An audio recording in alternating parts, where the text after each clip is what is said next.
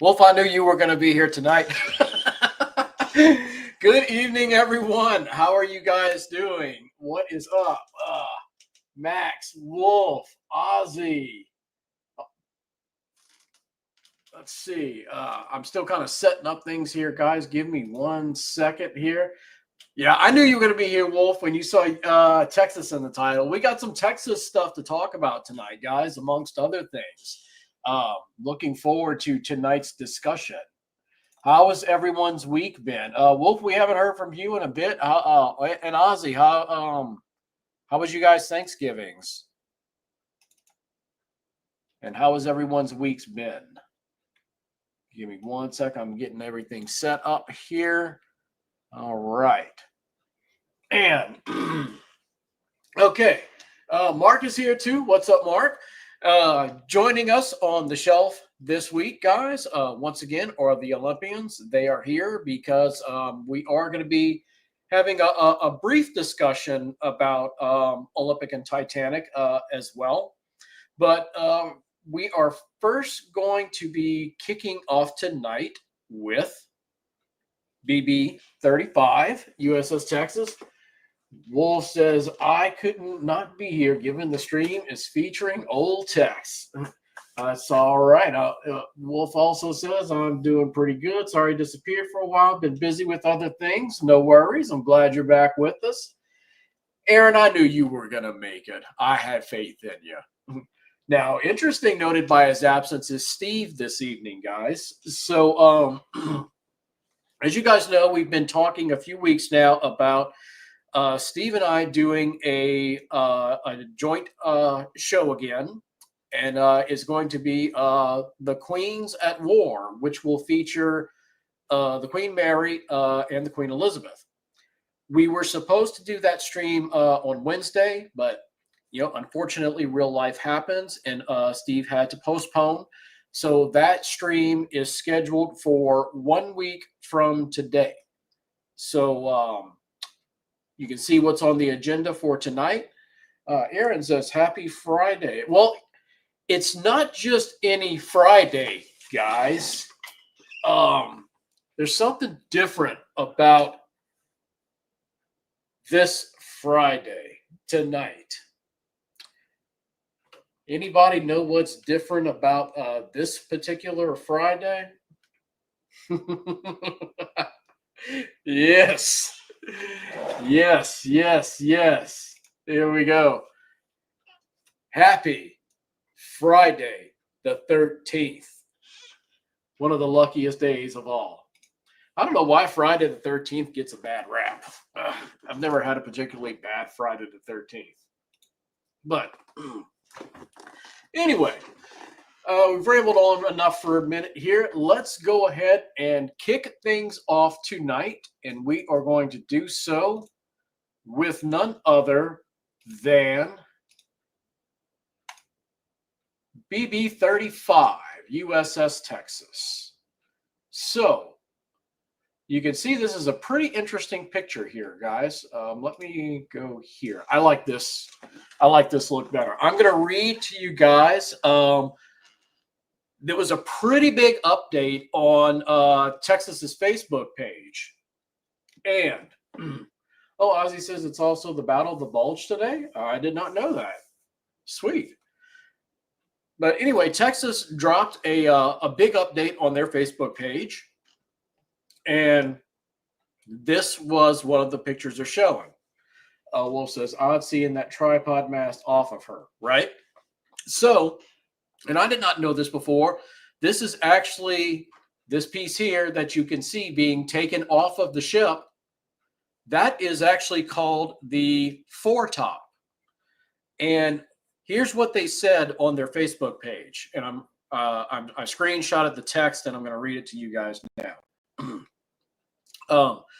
The Battleship Texas took another big step today with the temporary removal of the foretop for repairs. The foretop, which housed the primary directors for the 14-inch and 5-inch gun batteries, was removed from the ship for thorough repairs and painting inside and out. Gulf Copper's excellent welders, fitters, and painters We'll have the foretop ready to go back on the ship by the end of January, which is great because I'm planning to visit her after January. Incidentally, though this is the furthest the foretop has been away from the ship, it is not the first time it has been removed. Let's see. It was removed in 1989 for critical stabilization, which got it to now. Our analysis, like that of our predecessors in 1989, showed that temporarily removing the structure was a far safer and cost-effective means of repair than repairing in place. We want to thank Kevin Teichman and TNT Salvage for the generous in-kind donation of their heavy lift crane barge, tugs, and crews to make this lift. We could have not got this lift off the ground without Mr. Teichman's support. All right. Catch up with the comments real quick. Matt says, my 9th grade year in high school, it was Friday the 13th. There was a huge thunderstorm and knocked the power out in the school, and emergency lights didn't come on. It was dark. Sweet. So, as they said, this is not the first time the foretop has been removed from the ship, and they've posted a bunch of pictures. These are just a few of them, but you can actually go on their Facebook page and see a whole lot more of these pictures of this foretop being removed. You see, it looks like they're putting it on a barge. I'm guessing they're going to bring it to a dock or something for repairs or a workshop. Forget the right term is escaping me. Karen, hello, welcome. So, since we've got Wolf in the channel, Wolf, question for you. Can you tell us about what time frame the foretop, the tripod mast in general, was installed on the Texas and the cage masts were removed? Because the foretop is not original to USS Texas. Remember, Texas was Texas, I believe she was commissioned, I believe, in 1914, if memory serves. And she originally had cage masts, and she later on went a refit between World War I and World War II, and that's when she got this foretop, the tripod mast, and the cage masts were removed. Let's see what Aaron says. Bids for Texas were accepted from 27th of September to December 1st with the winning bid of $5,830,000, excluding the price of armor and armaments, submitted by Newport News Shipbuilding. Cool. Thank you, Aaron. And here's another shot of it. This looks like the backside of it. And from what I understand, even though they are repairing this, it seems like it's not going to be something that you will be able to tour, even though it's going to be fixed. Because as I understand it, there's only the only way you can access it when it's on the ship is by a ladder. And they probably do not want tourists climbing said ladder for obvious, safety, legal reasons, etc. Let's see. Wolf's got an answer for us. Wolf says, I can't remember when they installed that, but I want to say it was around the late 20s or early 30s. I think it was 33, but could be wrong. Yeah, I would definitely say at some point in the 20s that this was installed. No, probably you're probably right. Like late 20s, early 30s, I would imagine is when she went through her refit. So remember, some of the other ships that had the cage masts as well, they all had those cage masts replaced with the tripod mast and the foretop, like what we. Like what we see on Texas. Wolf says, shame you can't tour it because I'd love to see what it would be like up there. Well, we can't see it for for ourselves, but hey, we've got some pictures right here. Excellent. Thank you very much, Aaron. You had the date right, James. She was commissioned on March 12th, 1914. Yes. And I want to say the keel was laid, I think, a month after Titanic went down, somewhere in that time frame. So yeah, we can't tour it in person, but we can see some pictures of it, and I'm sure if we continue to follow, their social media, the Facebook page, we will undoubtedly see what it's going to look like when it's finished. Aaron says, that is so amazing. My grandfather was not even born yet. None of my grandparents were born yet either, Aaron. So yeah, this is like some of the structural damage you can see. I mean, look right here. You've just got gaping holes, and then you've got all the rust right there, and then you've got some right here.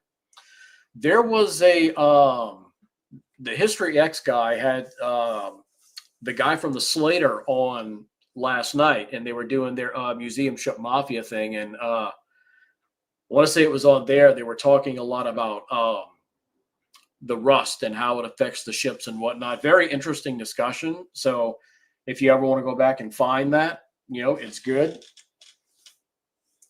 Wolf says, damn, that's upsetting to see. Well, that's why they are fixing her. That's why she's in dry dock, and she's going to be better than ever.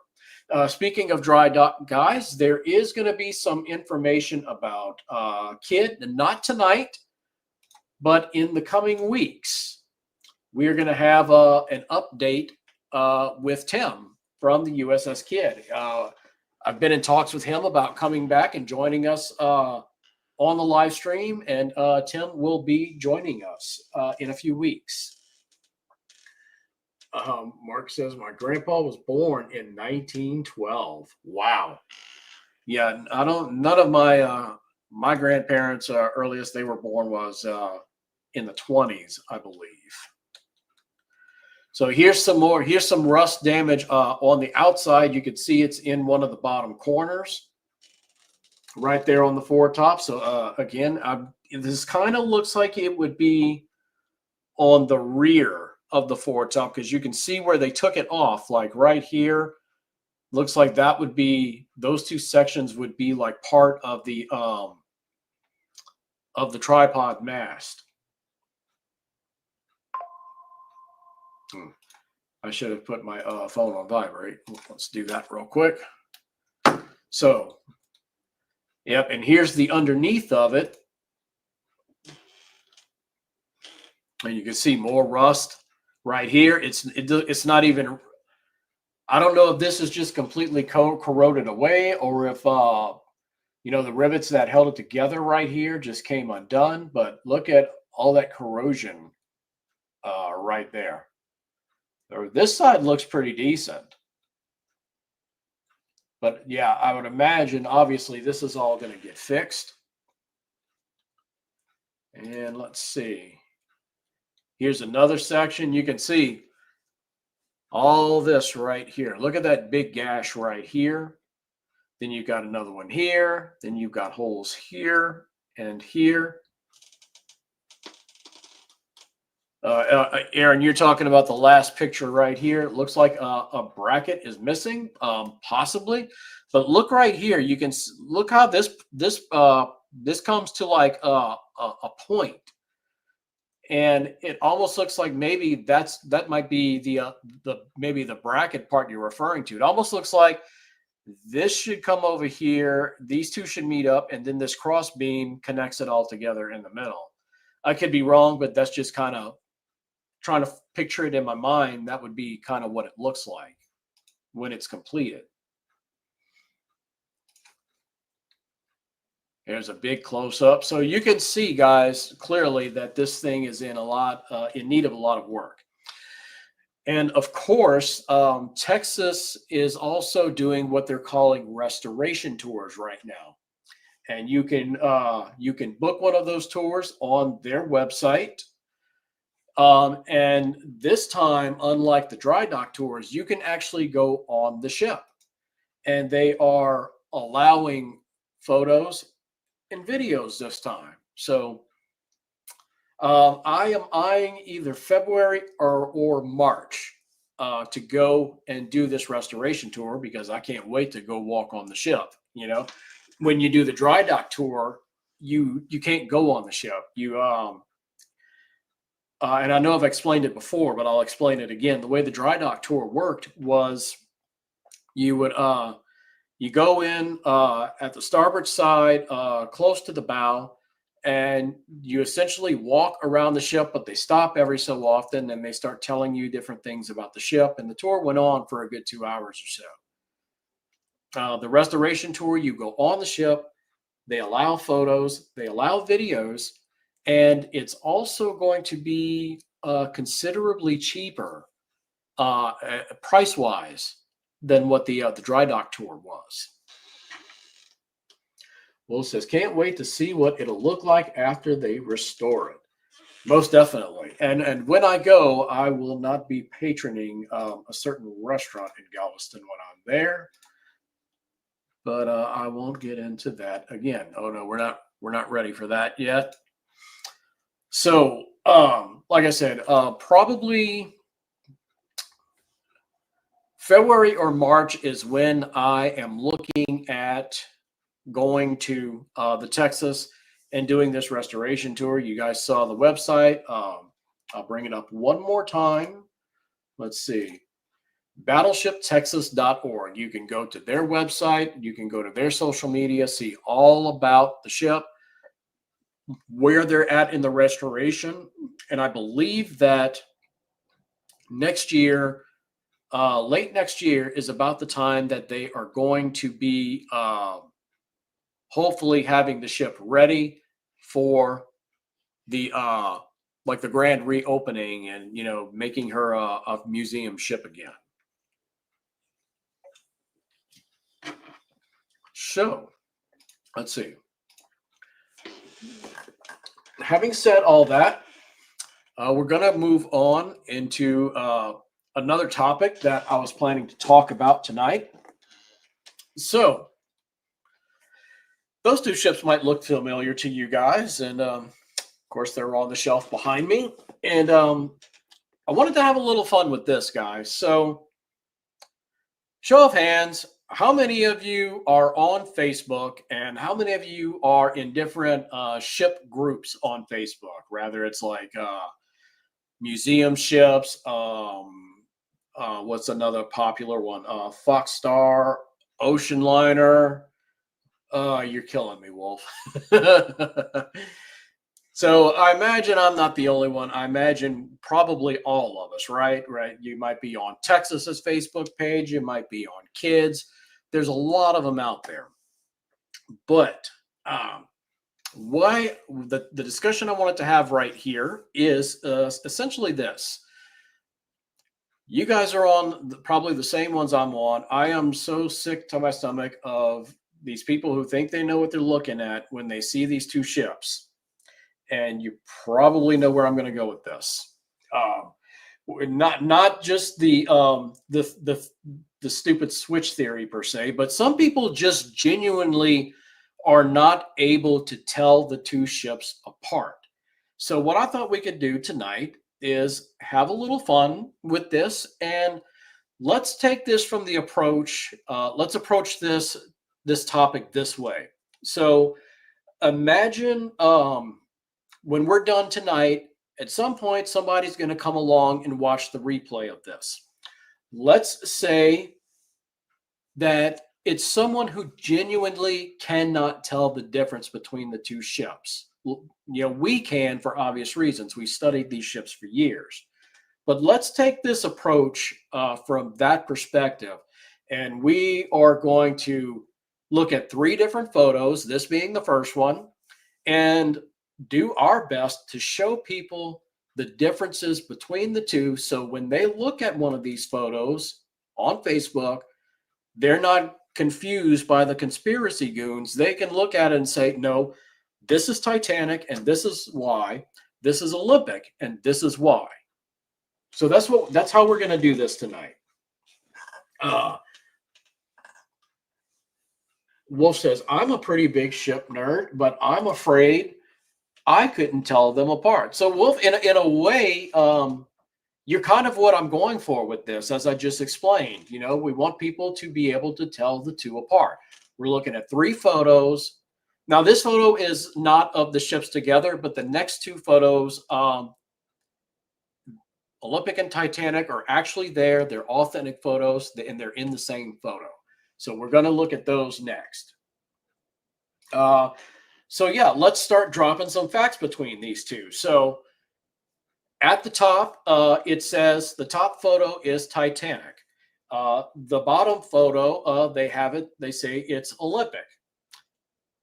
Do they have, whoever did this, that made this little montage or whatever you want to call it, do they have it right? Is the top photo Titanic? Is the bottom photo Olympic? Mark says enclosed promenade is a giveaway. You're correct, Aaron, but there is no enclosed promenade in either of these photos. So that's something we have to keep in mind. So do they have it right? Is that Titanic in the top photo, and is that Olympic in the bottom photo? I will give you guys a second to get some answers in the chat. Let's see. Anybody? Anybody know? All right. So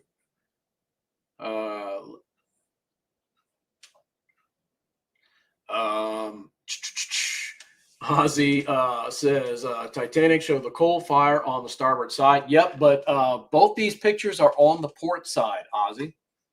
Mark says both Olympic. Nope, not correct, Mark.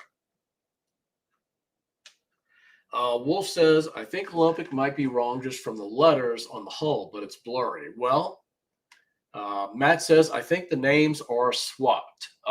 Nope, Matt, that is wrong as well.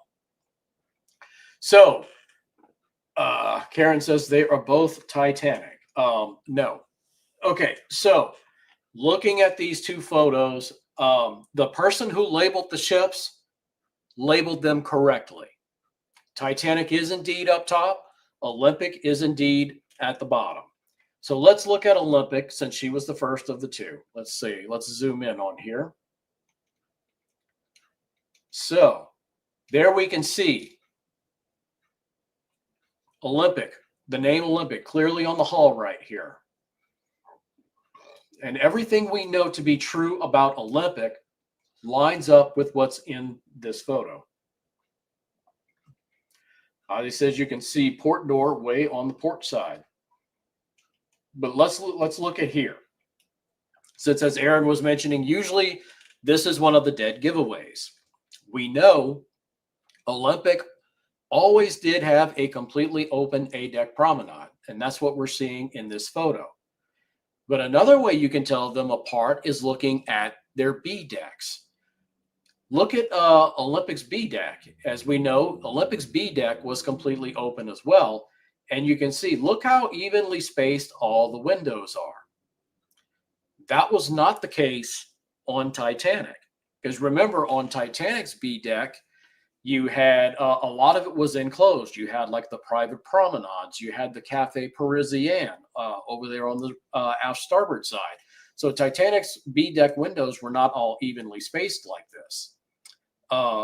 Another giveaway, we look at the bridge wings. As we all know, Titanic's bridge wings extended out a little further than what Olympic's did. And you can look at these and see that these are flush. So we can say for sure that that is Olympic in that bottom photo. Now, let's go up to the top. So here we go. Let's zoom in. And if you look real good, there you can see the name, Titanic. So there it is. That is definitely Titanic. Another way you can tell, remember, Olympic was finished. She was out doing the transatlantic run while Titanic was still under construction. The A deck on Titanic was not fully enclosed, like we see on the models here. So here's Titanic. And let's go full screen for this. Sorry, bear with me a sec, guys. Here we go. So right here, you see an A deck. The forward section fully enclosed while the aft section is opened up. Now, if we go back to that photo, we don't see that because remember, this was not done on Titanic till very, very late in the construction. It was either late February or March 1912 before the A deck was enclosed. So this is very much Titanic is not complete yet in this photo.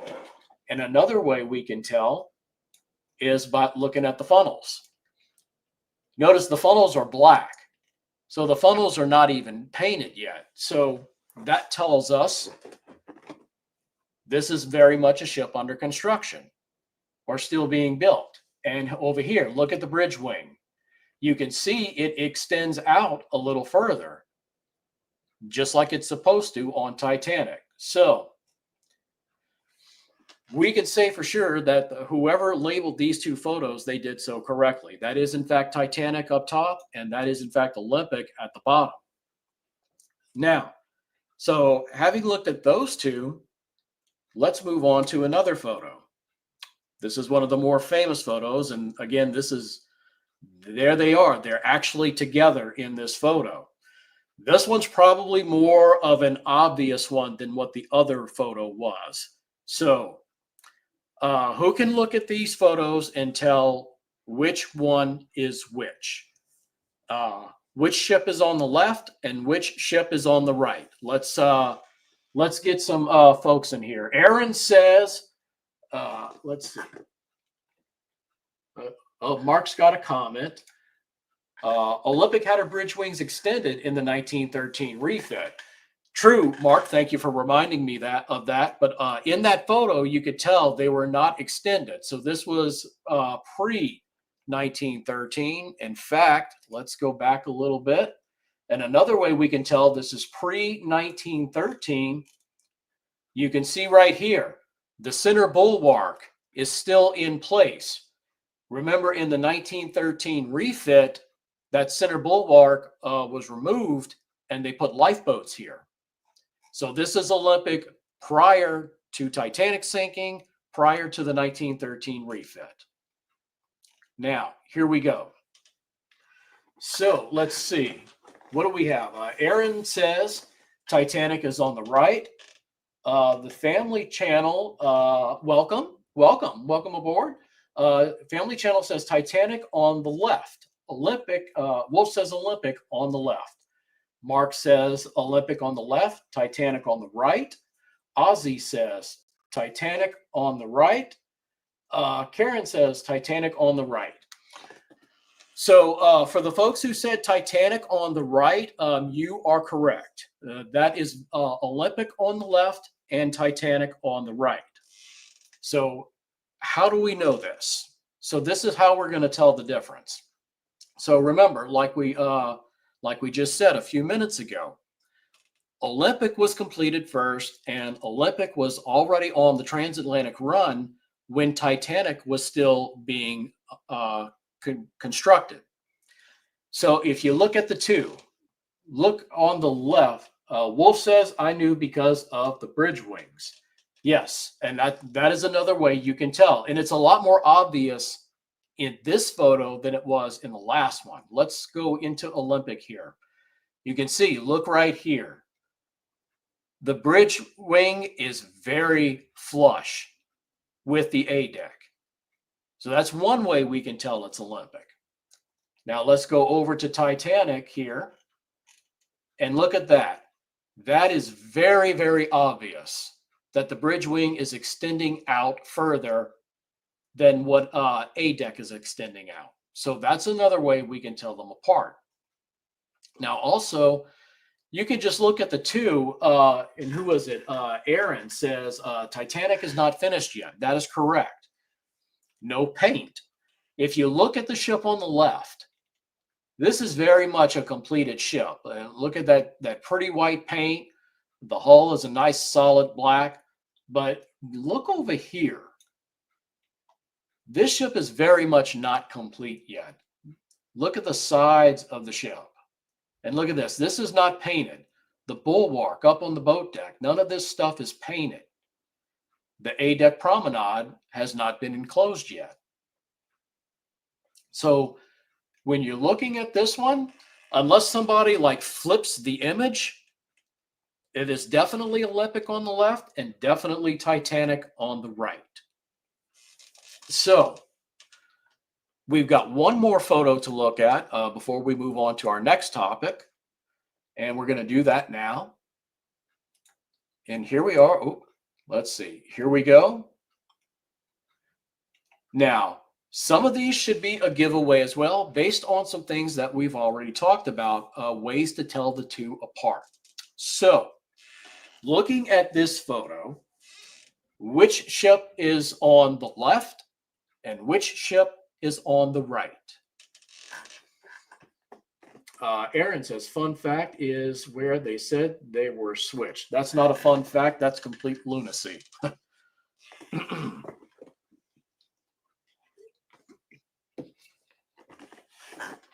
All right. So Wolf says Olympic is on the right. Aaron says Titanic on the left.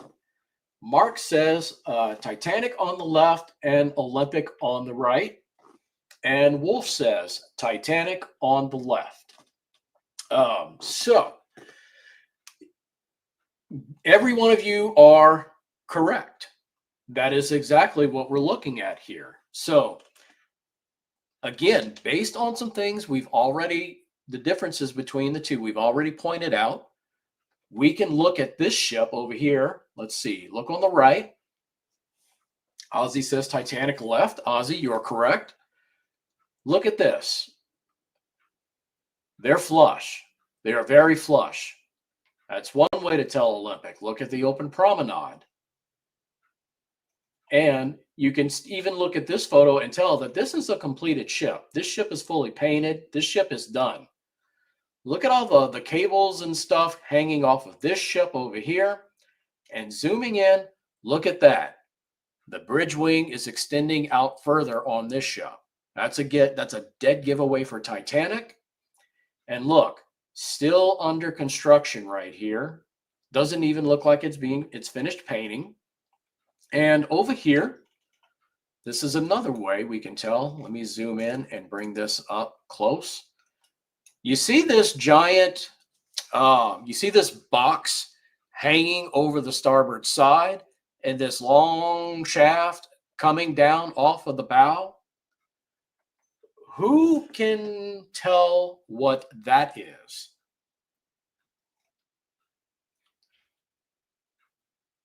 Who knows what that is?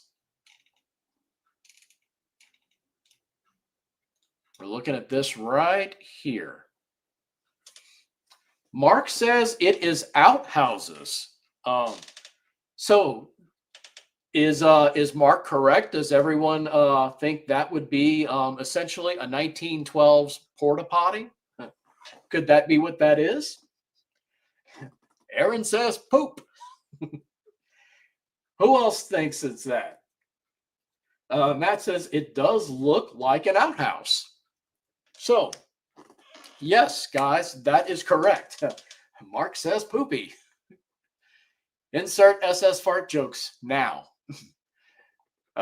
Yes, Aaron says Mark is correct. So, yes, guys, that is what that is.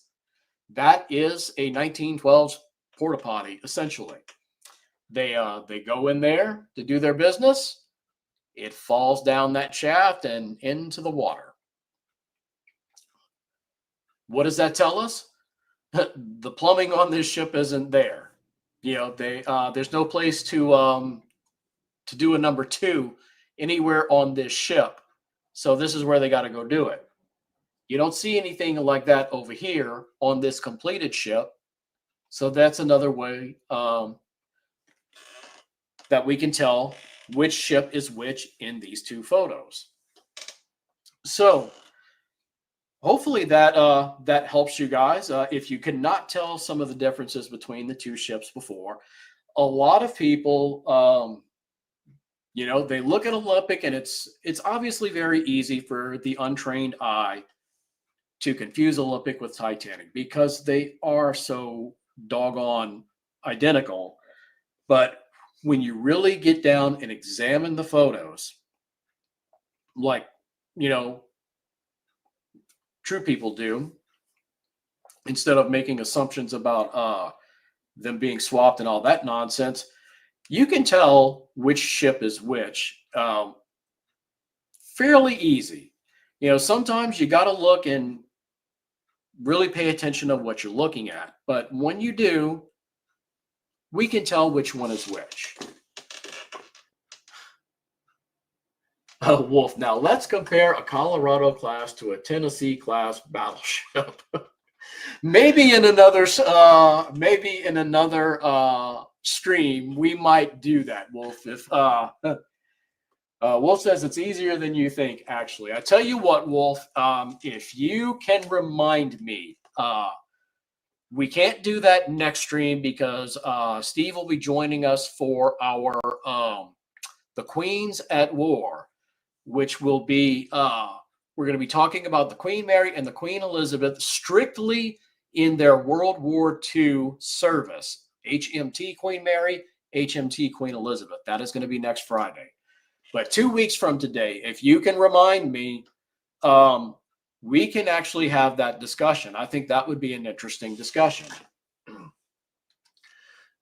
He says Tennessee class has 3 barrels on the turrets, and the Colorados have 2 barrels. Okay, so yeah, let's we will include that 2 weeks from today, if you can remind me of that. Okay, so again, we're going to move on to our third and final topic for the night. So I hope this, guys, helped you out. If you didn't know which one was which by looking at these old photos, I hope that I hope this helped you out. So moving on. Look at that big, beautiful beast right there. So, as you guys know, last Saturday was December 7th. That would be Pearl Harbor Day. And I went to the USS Alabama. Yeah, there we go. Aaron says, great info. Yes. Oh, great, Aaron. I know you probably could tell the difference without me explaining those things because you know the ships the way the rest of us do. But again, that was for people who may not know how to tell the difference. And for those people, I hope it was good. Yes, Wolf, Alabama. Yes, the mighty A. Mark, USS Alabama.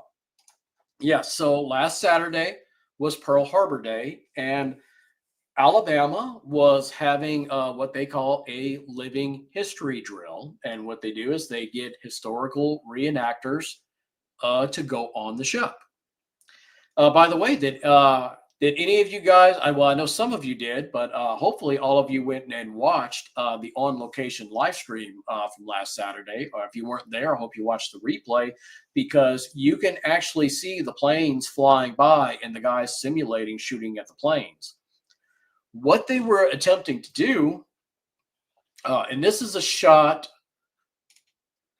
this is, so this would be behind. You see this building over here. This is the aircraft pavilion. This is behind that building, and you see they've got it blocked off, so you can't go behind the building. But here's a back view of BB-60 right here. And if I turn and face the other way, the drum is staring me right in the face.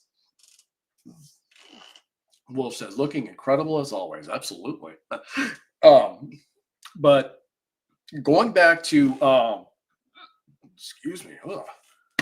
What they were attempting to do was do a historical reenactment of the Arizona under attack. That was the main purpose for the drill. Like I said, you turn around and there's the drum right there, and you can see facing that way. And we're going to be looking on top of the drum in a minute. You're going to see a certain other ship. They have done. Wolf's talking about BB-60 here. She looks so clean in those photos, no rust in sight. They've done a lot of work on the ship in the last couple of years, Wolf. She's got a completely new teak deck, in addition to other restoration that they've done. So let's see if I can make the next picture come up. That's just another view of the drum. That's as close as you can get. You can see in the bottom corner, barely, there's a fence right here, way in the bottom corner. So the furthest you can get is right here. You can't walk to the front any further than that. So, of course, me in front of one of the propellers. You can actually walk up and touch the propellers on the drum. Let's see. Yep. Yeah, of course, me with the Alabama behind me. What does Wolf say here? U.S. World War II submarines were awesome. Forget German U-boats. The U.S. had the nicest looking subs. And as you guys, you may or may not know, I'm actually building a model of the drum. I haven't touched it in several weeks, mainly because I had vacation come up and the holidays and all that stuff. Wolf says those are massive. Talking about the propeller. They're a decent size, but they're not. I wouldn't say massive, but they're pretty decent size. So this is staring at if you're on the very tip of the bow, at the very edge of the railing on the drum. This is what you're looking at. You can see the three little skyscrapers there that are Mobile skyline. And look what's over here off in the distance. That is the Carnival Spirit, which is the ship that I was just on 2 weeks ago for vacation. Billy, what's up?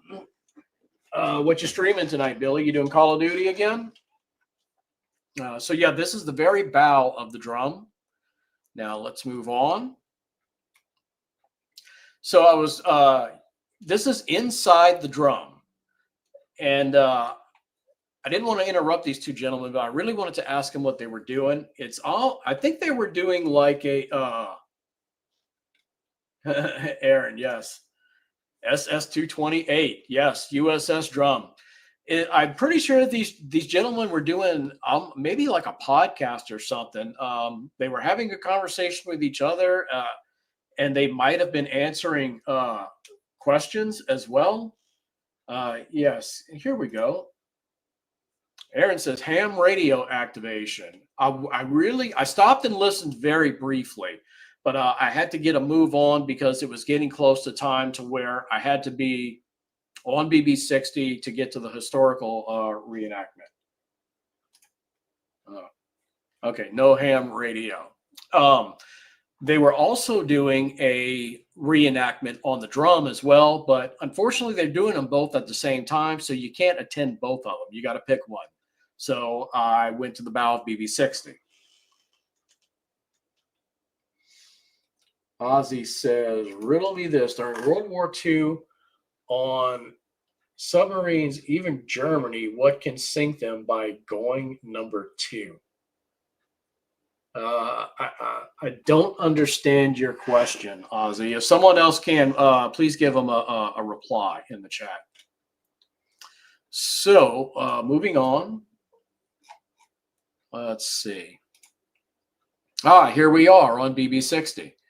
So this would be on the port side looking aft, and there's the bridge right there.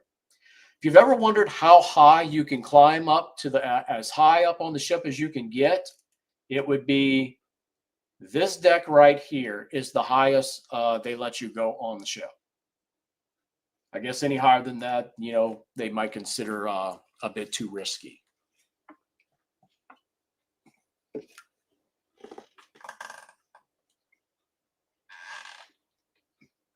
Okay, that's interesting.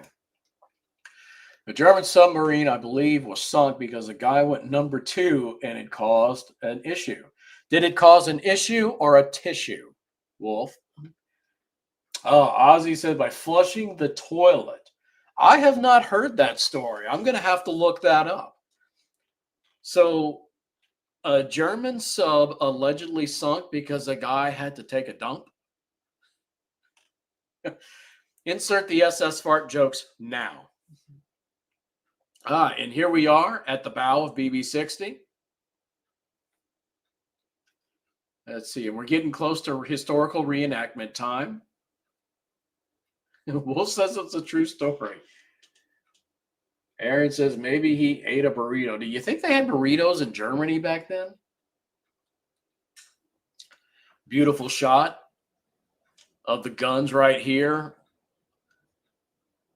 And that's, guys, that is an image I could just turn around when I'm on the ship and look at that all day. And look how clean she is. I mean, like I said, they've done a lot of restoration work in the last couple of years. And what's good about the Alabama is she never has to go to dry dock because she's in a cofferdam. All they got to do when they need to do hull repairs is drain the water out, do the repairs, and then fill it right back up. It's called baptism for the toilet. Yes, Wolf, absolutely. Very cool sight indeed. So moving on, and we're this is the starboard side, and you can see they've got this ladder roped off right here. I would imagine they're probably doing some type of restoration work. And you can see the little arrow with the number 8 right here. Matt says Doritos were first produced in 1964. Yeah, but he was asking about burritos, Matt, not Doritos, the chips. You can see the little number 8 arrow right here. So the ship is divided into 3 color-coded tours. You have the yellow tour, you have the green tour, and you have the red tour. So the yellow tour is everything outside of the ship. The green tour would be inside of the ship and all the forward areas, and you get to actually go in this this barbette right here. You can go pretty far down. You can see all the ammunition. I think so. The medical offices were right there. A lot of that stuff was in the green tour. In the red tour, you is in the aft section below decks, and that's like all the living quarters. You had the mess hall where the crew slept. You had the barber shop. You had the ship's store. All of that stuff would be in the red tour. And I've gotten efficient enough where I can knock out the whole tour in a very short amount of time. So here we are. We're looking at some of the historical reenactors right here. So it's getting underway, and I think this would have been right before I went live on the channel last week. The red tour is red alarm. So you can see these gentlemen are in sailor outfits. This is I don't know what this type of outfit was. I would imagine it's some type of sailor outfit as well. And these guys really go all out on their outfits, guys. They looked fantastic. They completely looked the part. I mean, even, from the haircuts to the shoes they're wearing, everything was just excellent. And yeah, one of them's helping out because it was kind of windy that day. I was surprised I was able to pull the live stream off. But yeah, they're gentlemen helping each other out right there. Now, this they actually posed for me. This was after the live stream. And again, if you go back and watch the live stream, you will actually see the planes flying by, and they're shooting at the planes. Of course, it's, they're not shooting live ammunition, obviously. So, but these two guys actually did this. They posed for me. because I just asked him if I could take a picture of them with the gun, and they're like, "Oh, well, let's go. Let's do it the right way. We're going to put somebody on the gun." And I guess he's like maybe spotting. I'm not sure exactly what position, what he would be doing there. But yeah, they did that for me. That was really sweet. And they were letting people go up and actually hold the guns, and you could move the gun around, and they wouldn't let you fire the guns though. But what you're not seeing is down here, there's actually a ring on the bottom, and you plant your feet on there, and then you've got the gun up on your shoulders. And I went a good 70 degrees, and I'm up like this, almost vertical at the sky. It's amazing how far back the gun would actually tilt. Wolf, pretty cool. They do these reenactments, even though Alabama was never at Pearl on December 7th. And that is going to be an upcoming short for next week. Battleships that were not built or that did not U.S. battleships that did not exist prior to December 7th, 1941. By the way, are you guys enjoying the little historical shorts I've been doing on the channel? Judging by the viewer count, they seem to be getting a positive reaction. But what do you guys think of them? But yeah, you can see they were firing, and you can see, look at the bag right here. So all the casings were going into these bags. So, you didn't have the casings spilling out all over the deck, and they got to chase them and clean that crap up. Wolf, never realized how large those anti-aircraft guns are. Yeah, they are pretty huge. Even on kid, they're bigger than you might think.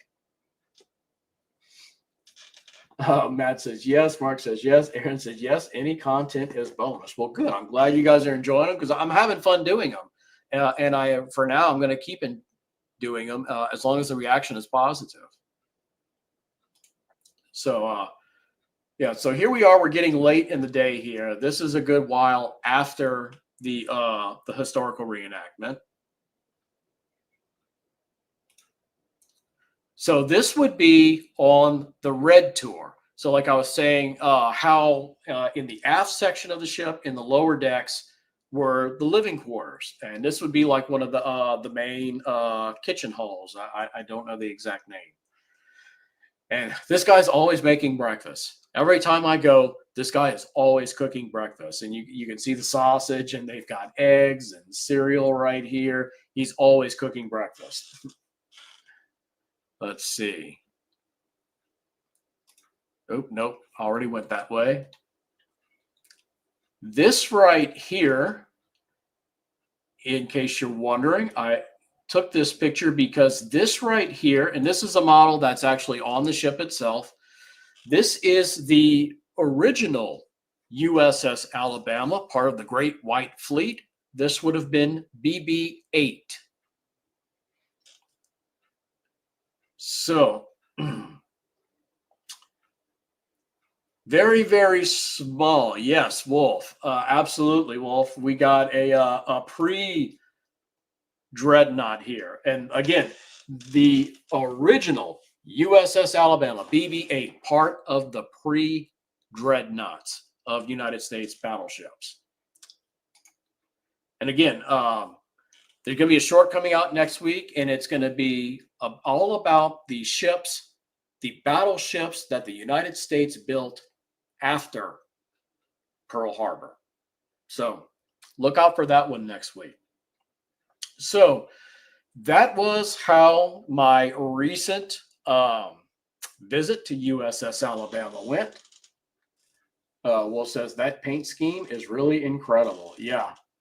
It is pretty cool, and I'd love to see. I'd love to be able to put. I'd like to be able to get a good picture of the USS Louisiana BB-19 that's at the Kid Museum. I'd love to be able to get a good photo of that, but it's encased in glass, and you get nothing but reflection in your pictures. I've tried taking pictures of it, and they just unfortunately don't come out good.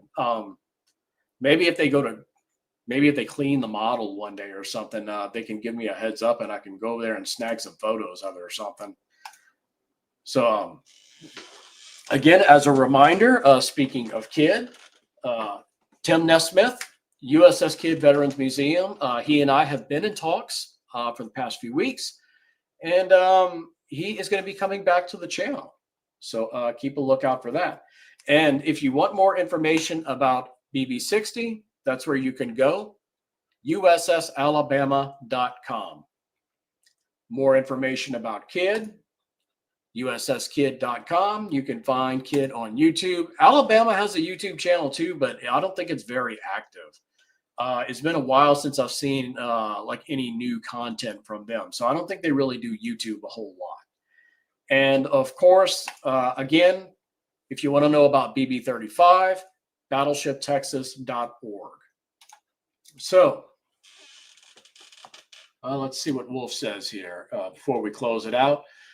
If you ever want a model of a U.S. pre-dreadnought, there's an old USS Oregon model out there, along with the old model of the armored cruiser Olympian. Oregon was BB-3, was she not, Wolf?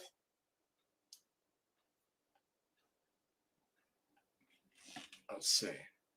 Okay. And I think this is the last photo of the evening. Let's see. Yep, that is that's going to wrap up all the photos for this week. So we're approaching the end here, guys, and that's everything I have to share with you guys for this week. Oh, before we go, who's watching a Friday the 13th movie tonight, or have you watched one already? Wolf, yes, Oregon was BB-3, her sister's Indiana BB-1, and Massachusetts BB-2. I guess it was not a coincidence that the future Indiana and Massachusetts would be part of the South Dakota class, which is also what Alabama BB-60 is. So, content schedule, guys, is as always, live streams are every Friday evening, 7 p.m. Central Time. Video of the week every morning, Friday morning at 7 a.m. Central Time. The random video shorts are Monday through Friday, 11 a.m. And if you are on the Discord, you might want to pay special attention to the All American Travels channel on the Discord tomorrow, because I will be posting a link to a certain other stream, a Discord members only stream. So that is it. Let's see. Wolf, incredible ships. Yes, Mark, awesome stream. Thank you, Wolf. Thank you, Mark. Aaron says, wow, we nerded out hard. Hey, this is what we do here. You know, that's why we're all here. Karen says, learned a lot. Thank you. I appreciate that. Thank you for hanging out with us. And Ozzy says, saw the original when I was a kid. Very nice. All right, guys, that wraps us up for this week. I thank you all so much. And remember, next Friday, the Queen's at War. And we are talking only about the wartime service of the Queen Mary and the Queen Elizabeth. So you don't want to miss that. So thanks again for joining me, guys. Have a great weekend. Happy Friday the 13th, and drive safely.